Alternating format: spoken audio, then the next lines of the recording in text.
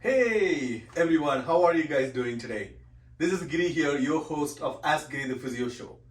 Welcome to Vegas. That's the topic today. We're going to talk a little bit about the vagus nerve and its importance and how it's being really tormented for a lot of people in the last couple of years, especially in the pandemic time. And what are the things we are seeing from people, how we can actually work on that very simply. A lot of simple things what you can do to kind of normalize the vagal nerve and calm it down and feel better. Let's get into it right away.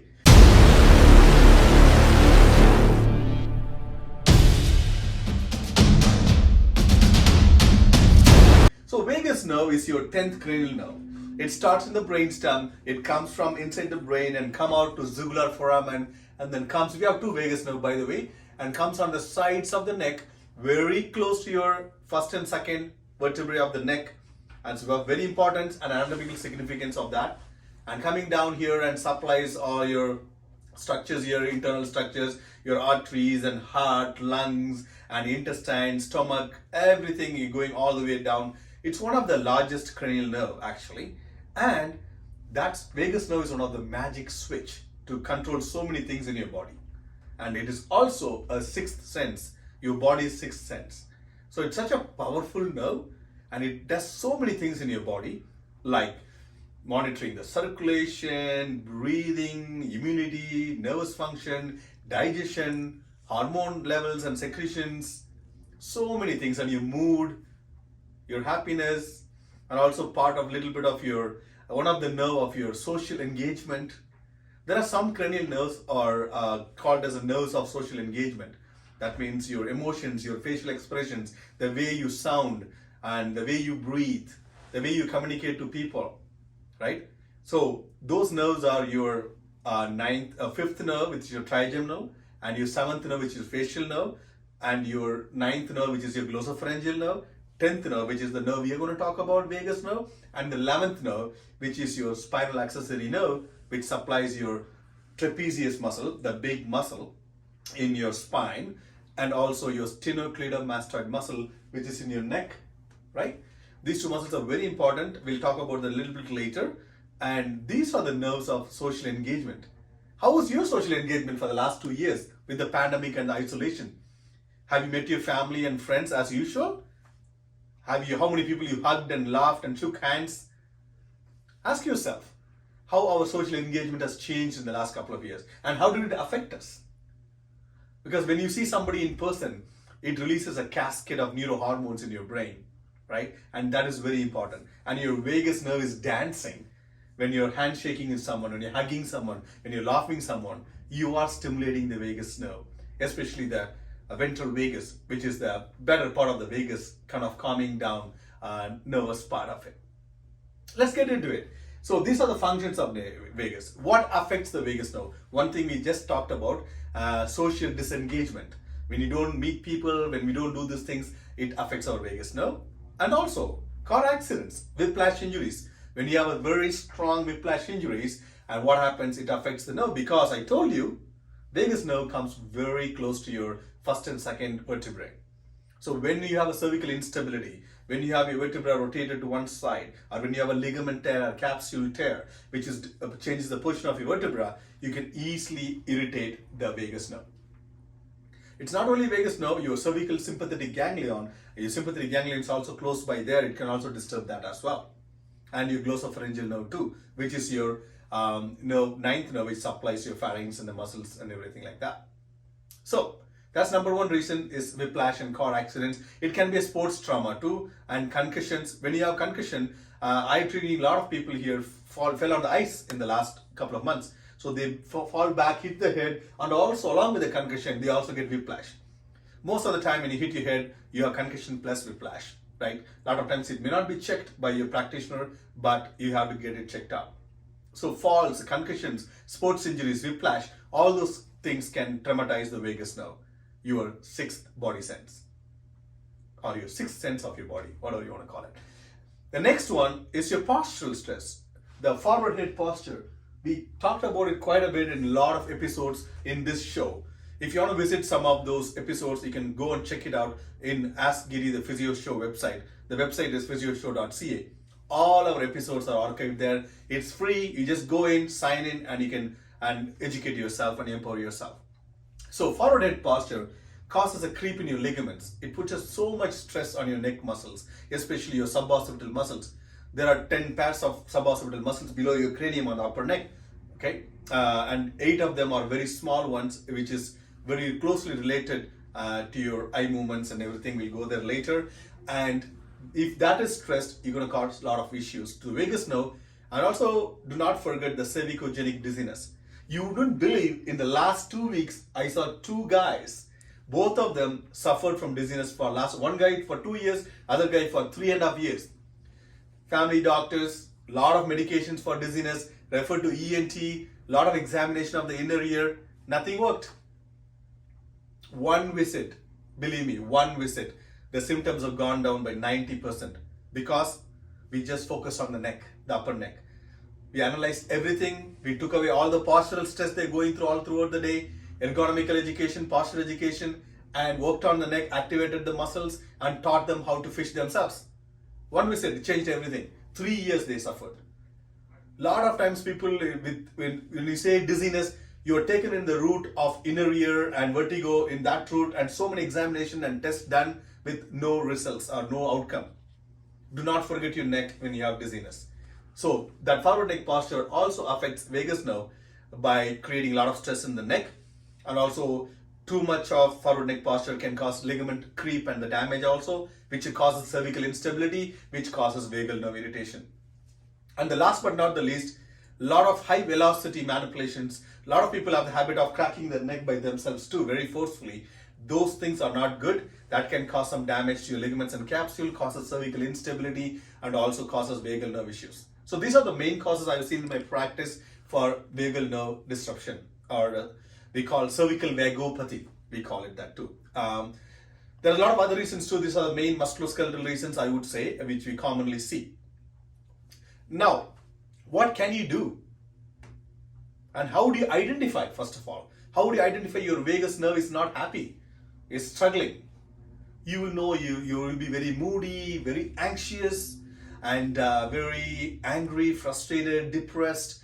You're not happy, you don't want to engage with people, loss of facial expressions, and very kind of mask-like appearance in there. And maybe your problem-solving skills are not great, your leadership skills is not great, because your vagus nerves communicate very well to your frontal lobe of your brain and to take all these big decisions in your life. If that's not been very active and good, it's going to activate only the primitive parts of your brain. So that's not good for you. So all these things you can check. And also in the clinic, we can check vagal tone very easily, by checking your palatal elevation. Just say, ah, and we put a torch and see how your both palates elevating on both sides equally and uvula is in the middle. How it is that symmetry. If one side is lifting nicely, other side is not, and your uvula is kind of going to one side, we know that side the tone is low. And that we know that part of that muscle right there, your levator veli palatini muscle, which is supplied by your pharyngeal plexus of your vagus nerve, is not in good shape. That's a good way to check your vagal tone, just by that. And also in my practice, I also noticed that your vagus nerve, which is your 10th cranial nerve, and your 11th cranial nerve, which is your spinal accessory nerve, which comes from the same area in the brainstem, it kind of correlates the functions a little bit. Every time I see the patient's palatal deviation or palatal decreased elevation and the uvula deviation, I correlate with the trapezius tone. Because I told you, your trapezius is supplied by your spinal accessory nerve. And when you squeeze, there's something called trapezius squeeze test. You elevate and squeeze a little bit, and you ask the patient how they feel compared to right and left. They will tell you which side they felt more sensitive and more sore. Usually that correlates with your deviation of your uvula and also your palatal elevation. So you know your vagal tone and your spinal accessory nerve, your 10th and 11th nerve, how they correlate in terms of when you're stressed and anxious. Right? And also there's another test you can do with the heart rate variability monitor. You can buy one in the market and you can check it out. Heart rate variability is very important for the health, and that basically the distance or the time difference between two pulses here, your heart pulses here, and that variability should be stronger and longer, right? Otherwise you'll have a lot of health issues. That is a different chapter. That's another way of checking the vagal tone as well. So these are the ways you identify your vagal nerve is not happy. Now, what can you do? What can you do by yourself? Engage socially, spend some time to meet with your friends and family, laugh with them, hug them, cheer with them, play with your kids, go out and do things. Now the pandemic is getting over almost, world is opening up. Whatever you stopped doing for the last 2 years, don't be too comfortable sitting on your sofa watching Netflix all day. Get out and meet people. Socially engage yourself. Then, humming and singing is very important, and it neurophysiologically affects the function of the vagus nerve in a good thing. So that's very good as well.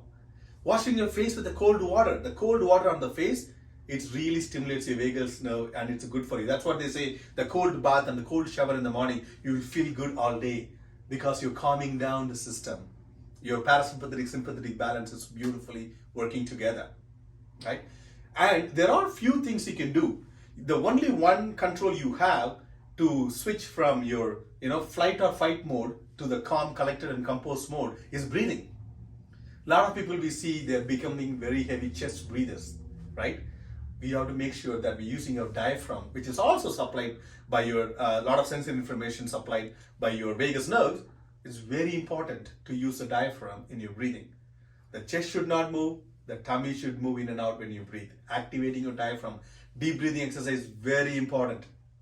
Diaphragmatic exercise is very important. And also that if you're a yoga guy or a girl and you're, a Sudarshan, right? Sudarshan Kriya Yoga is very important. That really activates your vagus nerve and it reduces your cortisol, the stress hormone, by about 56%. And also it reduces your anxiety about 72%, right? That is also very good. That's basically a form of breathing. That's what you can do. Then we're going to talk about some exercises, what you can do. And I'm going to get my student PT intern here, Sunny from University of Amsterdam as a model. And then we're going to go through some of the exercises. Remember, your suboccipital muscles, the small muscles from the cranium to your upper neck are connected to your eye muscles too. So we're gonna connect them and see how we're gonna do it. If you want to check out, you put your finger on the top of the neck, very close where it joins the skull, and nicely gentle touch, and just move your eyes to the side and to the other side, and you can see a muscle contraction in your suboccipital muscle.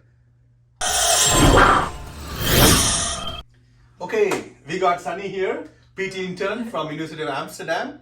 She's going to be with us for another month and then she's going to become a physiotherapist, maybe in BC, I don't know where it is. So we're going to go through some exercises for your vagus nerve, right? And some of the exercises are, I have to give credit to Stanley Rosenberg, is a beautiful book called The Healing Power of the Vagus Nerve, right? And some of the exercises are prescribed by him. And also I follow Stephen Porges. He's a big vagal nerve, polyvagal theory guy. We're not going much into the polyvagal theory. We will keep it for another day. Let's get a little bit of neurophysiology. We have to get into that. Now we'll straight go into the exercises. Okay, first thing we're going to do, Sunny, is I want you to interlace your fingers. Okay, then you're going to put it behind your head. So why we are doing this behind your occipital area, a little bit higher, not in the neck, on the head actually. On the head right here. Yeah, right there. Because your upper cervical area, your C1, C2, your occipital nerves comes out of there and kind of winds up and then goes to your back of the scalp right here. Just keeping the finger there and putting there, and Sunny is going to lie on the ground right now, and then that stimulation of the fingers really helps to kind of stimulate the occipital nerve if you have a lot of occipital headache or migraines and things like that. And then we're going to do an exercise on that. Can you start? Okay, now Sunny is on the floor here, on our carpet here, interlaced fingers on the behind in the occipital area, the weight of the head onto the fingers, the bony fingers that stimulates that occipital nerve in that area. Now, Sunny, could you take both your eyes to the right side for me and keep it there? So usually patients can keep it there for about 30 or 60 seconds or until you feel a sigh or a yawn, something like that. I'm going to make Sunny to stay there for about 30 seconds. And make sure you breathe nicely, Sunny, in through your nose. Make sure the diaphragm is working nicely, not the chest. Beautiful. So you're concentrating on the breathing, the stimulation of the occipital nerve, that ocular muscles. Okay. Now, can you go to the other side? How do you feel? Good. Do you feel any sighing, yawning feeling or anything like that? No, Okay. I don't. Maybe you might need a little bit longer. People take different times. So maybe you need 60 seconds or so, right? Let's try to the other side. Good. Take it a little more. You have a little more room there in your eyes. Yeah, there you go. So that's the end range. Take it to the end range and stay there. Nice breathing for about 30 to 60 seconds or until you get a sigh or the yawn or something like that.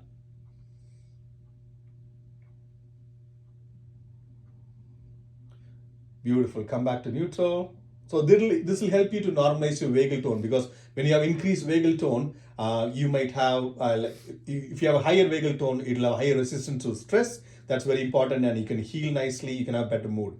Okay, next one. Ready? Just now. Now, the second exercise, what you guys can do at home very easily is, okay, Sunny, can you keep holding this side here for your head? And then pull your head nicely, side flexion we call it, to this side here, a little bit more, nice breathing, everything relaxed. Now I want you to look towards that way with your eyes, both your eyes. Yeah, it's really hard to look. Yeah, really hard to look. Yeah. Okay, take a break. So Sunny said it's hard for her to look to the end range of the eye. We're going to ask her, do you have any history of concussion or neck injuries? I do, yes. Can you explain that to our viewers? I had a concussion, I think it was back in 2016, and then I had one concussion, and then the week after I sustained a secondary concussion. Okay. And then I don't think I rehabbed. And do you know during concussion your neck is also involved? You do have a whiplash too? Yeah, I didn't know that. Yeah, you do always, most of the time you always have whiplash along with concussion, and your vagus nerve is just very close to your upper cervical vertebrae, you know that, and then that could be one of the reasons. So Okay. you can really do this exercise to improve that. Can we try again? Yeah.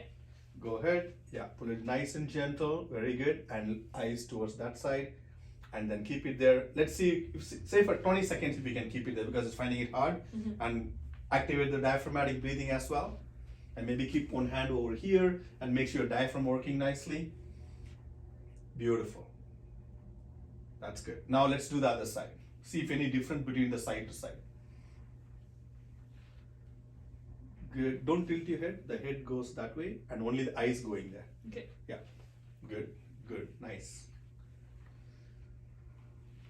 So you guys easily can try this at home. Whenever you feel anxious or you feel like helpless and frustrated, just try this couple of times and analyze how is your mood then, right? After you finish them, how you feel like it.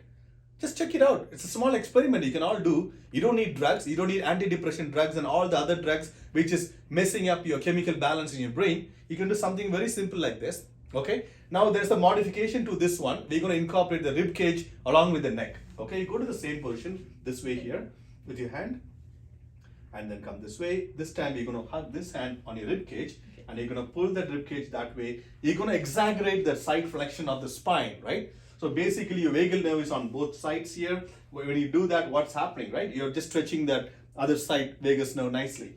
And we're going to eye over that side again. The eyes are there. Nice breathing. And you're maintaining the pull on the rib cage and also the side flexion of your neck. Beautiful. Can you go a little bit more? Yeah, there, without rotating your head. There you go. Yeah. Now it's hard, isn't it? Yeah, it's very simple, but it can be hard for some people as well. Okay, let's try the other side. As I said, you can hold it at 30 to 60 seconds or until you feel some sigh or yawn.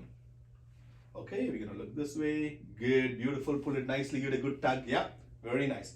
How do you feel? Nice breathing. Incorporate the breathing. Yeah, this side's definitely easier than the other side. Yeah, Yeah. you can feel the difference. Yeah. And if I want to be very ambitious, I can also add humming to this to the patient. Can you hum when you do this? Yeah, keep going, keep going. The humming produces the vibration, is very good for calming the vagus nerve as well. Or they can sing if they want. Good job, thank you. Okay, so those are simple things we can do. We already talked about the relationship between your 10th, which is the vagus nerve, and the 11th, which is your spinal accessory nerve. Spinal accessory nerve is the only cranial nerve which supplies the peripheral muscles of below the head and neck, which is your trapezius and sternocleidomastoid. So those muscles are important right from our birth. So as a baby, when you're born in this world, The first time the trapezius is activating the head to bring it up, the upper trapezius is bringing the head up for the baby to look up the world, okay, when they come on the tummy. Then the same trapezius muscles help them to retract the shoulder blade, the middle trapezius, to bring them up. And then your lower trapezius is also extending the spine. So trapezius is very much used by a baby to come up on their hands. And just being here does not give you the exploration of the world. They have to look around. So which is the muscle which is helping you to look around, for the baby to look around, is your sternocleidomastoid. Okay? Remember your horse rider, you have that strings on both sides, and that's what you're going to use to move the head from side to side. Same analogy, right? You got two sternocleidomastoids from the mastoid process to the clavicle. They have to work fine for the baby to nicely rotate and explore the world. We also see a lot of babies for the head-shaped problems and also for the torticollis. When one of the muscle is shortened or not functioning well compared to the other, it can affect the development of the baby quite a bit. Because if you're not socially engaging, if you're not exploring the world, you're not going to progress well in your milestone. That is a background. But as adults, we can still use some of those postures to activate our sternocleidomastoid and to relax them, and also relax the 11th nerve and also affect that vagus nerve through that as well. So I'm going to use Sunny here to show you that exercise. Kind of, come on Sunny. You can lie on your tummy and go on your elbows for me and the forearm nicely. Very good. Okay. Now come up nicely. Nice breathing. And I want you to feel your diaphragm moving on the carpet. Like, take a couple of nice breaths. Feel your tummy coming and touching the carpet and going away. Wonderful. How are you feeling today? Good. Good? Okay. Now I want you to rotate your head all the way to the left. Bring it nicely. Very good. And then all the way to the right. See how simple is this movement? This can be done for the people with all neck pain, shoulder pain, and anxiety and all those things. Very simple, right? You don't have to depend on anti-inflammatories and painkillers all your life. Nicely, bring it more nicely. Very gentle relaxation. And then go to the other side. See how simple is that? Thank you, Sunny. So understand the importance of the magic button, the awesome cranial nerve, vagus nerve, and how it controls almost everything in your body and your emotions and your social engagement and your mood. So try these things. Drop down any questions for me, any comments, reach out to me. I want you to have a very, very, very happy vagus nerve so that your whole life and emotions can be happier. Until I see you guys next, bye.